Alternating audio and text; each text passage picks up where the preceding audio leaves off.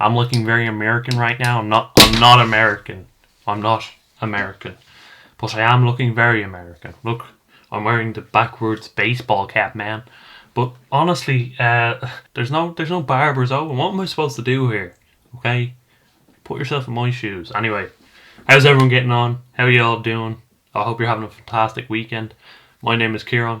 This is Real Talk Football. And today, we're previewing the Chelsea versus Man United game in the Premier League this weekend. This Sunday at 4:30, another shit kickoff. This is going to be a very tough game. Obviously, we're 5th in the league at the moment, but West Ham have lost to Man City this Saturday. So, if we win the game tomorrow, we go above West Ham, back into 4th position, and we move within 3 points of Man United. And Leicester are within our sights as well. So, it's all looking good at the moment. City are obviously going to walk the league, but we have a chance to get second, and I think that's important. If we get second, it sort of makes a statement to the rest of the league. We could fight for the title next season, honestly. We could. We have a good squad. We could. I suppose we'll move on and we'll talk a bit about Man United. Their form coming into this, they haven't lost an away game in the Premier League, I believe, which is unbelievable. But Bruno Fernandes has a big part to do with it. Bruno Fernandes is a fabulous player. He is the one that makes them tick, you know. He's the one that makes them tick over and perform as a club. So we need to nullify Bruno. And we need to nullify Rashford, because Rashford is very good as well. It's going to be difficult to score against us tomorrow for Man United, and that's a good thing. So I think this will be a very low scoring game. Again, to talk about us a bit more, I don't think we have the end product. We don't have someone who can pick the pass in the final third. I keep reiterating this in every video, but it's becoming a reoccurrence at this point. It's just something we can't quite combat at the moment.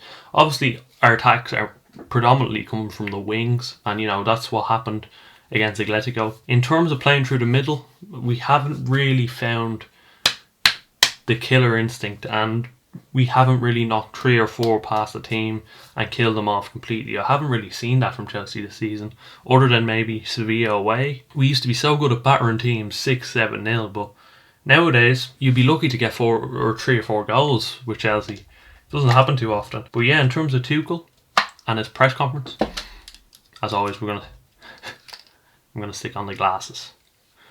I'm now a reporter. Tuchel said in this game, Ollie Giroud deserves to start every game. He deserves to start every game, but I can't guarantee he will. And he gave a cheeky laugh. He was like, Giroud, not guaranteed to start. And then, as usual, the journalists go into more depth about things that are irrelevant. So they started asking him about Giroud's frame, and he was like, he has 0 body fat. It was getting racy, you know. I was feeling the heat, but nothing really happened in this press conference. To be frank, I don't want to bring up Frank.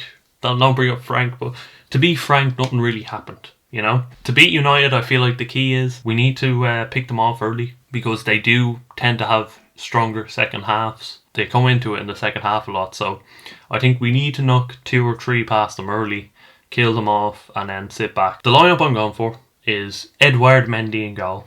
I love him. He's a big keeper, big Adu, and there is a few dodgy moments where you sort of shit yourself. You know, when he takes a heavy touch and he's like, "Oh, I'm gonna run with the ball now," and you're like, "Oh no, don't do it, Adu, don't do it. You're gonna give away a goal." But then he Cruyff turns or something, and you know he sorts himself out. So I do like Adu a lot. I don't think he's made any major mistakes, you know, a few mistakes here or there, but he's allowed it. And then right back, I'm going to go, this could be controversial, but I'm not going for Callum here. I'm going to go for Reece James. And that is simply to combat Marcus Rashford down that left-hand side, because he's a big threat for Man United down that left-hand side. And I think Reece James would better defensively combat him than Callum. I think Callum would go forward a lot, and he mightn't track back as much. So that was a simple decision for me on this right hand side. And then the back 3, Thiago Silva's unavailable, unfortunately. Still injured, but he will be back next week, hopefully. I'm going to go with Azpilicueta. I'm going to go with Christensen in the middle, and I'm going to go with Rudiger. And it's the same back 3 from Atletico, because they performed very well in that game. So if it's not broken, don't fix it. And for that reason, I'm going for Alonso, left wing back. Look, the agenda is evident with me and Alonso. I have a heavy agenda against him. I don't like him as a player. But that doesn't mean I can't give him credit. I can give him credit for that Atletico performance. It was a fantastic performance. Very technically gifted player. But to be honest, if I won the lottery today, if I won the Euro Millions, and I was given all this money, I would buy Alonso a pair of bionic legs, like developed by Elon Musk or something, to make him run faster. I think that's the only way I would envision Alonso in this team for the foreseeable.